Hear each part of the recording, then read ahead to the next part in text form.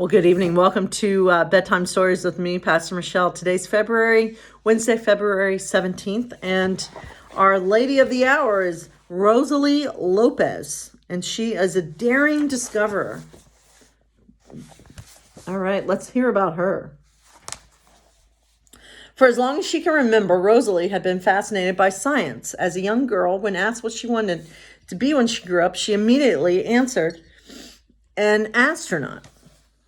She loved gazing into the night sky, dreaming of a future job at NASA.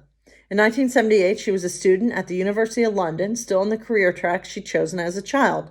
Then something happened that threw her off course. Mount Etna erupted off the coast of Sicily. Rosalie's attention suddenly shifted from outer space to the Earth. Studying volcanoes sounded more exciting than staring at distant stars and planets through a telescope.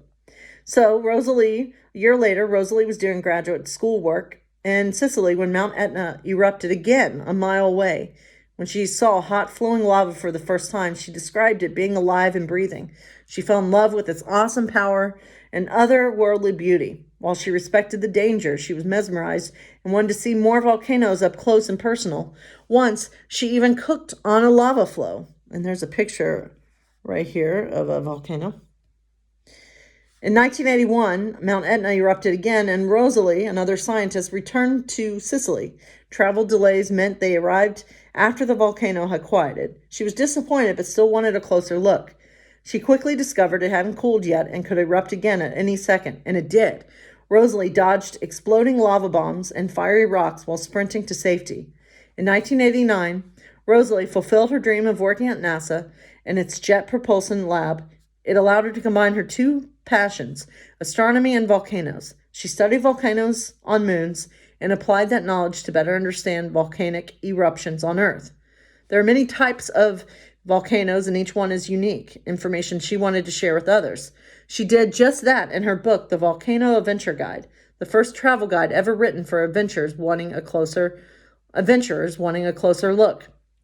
In 91, she was a member of the Galileo Flight Project, where she studied Jupiter's volcanic moon low. During that time, she discovered 71 active volcanoes, more than any other person in the world, landing her in the Guinness Book of World Records. Rosalie has written books and hundreds of articles on volcanoes, both here on Earth and elsewhere in the solar system.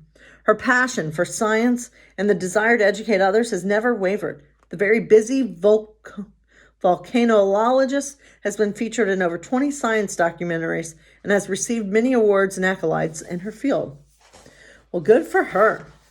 So, my friends, let's dive into our Disney story of the night. And it is coming to you from Lilo and Stitch, and it's called Homework Helper.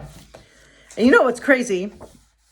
We're actually almost done with this Disney book of stories. I don't remember exactly when I started reading these, but I think we're getting pretty close. I may have to get another book to start. So, all right, Homework Helper. Stitch didn't care for weekdays much now that Lilo was back in school. To Stitch, they were the longest and most boring days of the week. So you can imagine Stitch's excitement when 3 o'clock finally rolled around and Lilo's school bus dropped her off. "Lilo!" Stitch would shriek, racing down to meet her. "Playtime, playtime!" Usually, Lilo would toss her backpack onto the porch and they would hop on her bike. But one day, Lilo didn't drop her backpack. She didn't run after Stitch. "Sorry, Stitch. My teacher says if I don't start doing my homework, she's going to have a talk with Nanny." Stitch didn't understand. "Homework?" he said, peeking into Lilo's backpack. "Homework is math problems and a book report and a week's worth of spelling words I have one day to learn. Now, please, Stitch, be a good alien and shoo." But Stitch wasn't about to give up so soon. He was back in less than a minute with a basket full of Lilo's favorite action figures. "You've got to be kidding. I'm not playing superheroes. Can't you see I'm busy?" This was mighty frustrating, but Stitch loved a challenge. So off he went again, and this time he came back wearing a catcher's mask and vest and carrying a baseball, a bat in Lilo's glove. "Play ball?" Lilo almost got up, but then she shook her head. "No, Stitch. If I don't start these spelling words now, I'll never finish them tonight." So Stitch thought for a moment, then dashed off once again. Lilo could hear all sorts of banging and slamming coming from her room. It sounded like Stitch was turning it upside down. "Oh, great. But at least he's leaving me alone." Then, to Lilo's surprise, Surprised, Stitch came back again, carrying a book of crossword puzzles under his arm. Lilo, play and spell words, Stitch cheerfully told her. Why didn't I think of that? Stitch, you can help me with my homework anytime.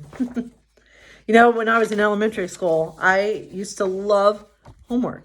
Oh my gosh. I didn't like it as much when I got into high school, but I used to love it. I always did extra assignments. I was the one that always did extra credit. I was a real big nerd back then, and I'm proud of it. Kind of still am a nerd. Anyway, God bless you.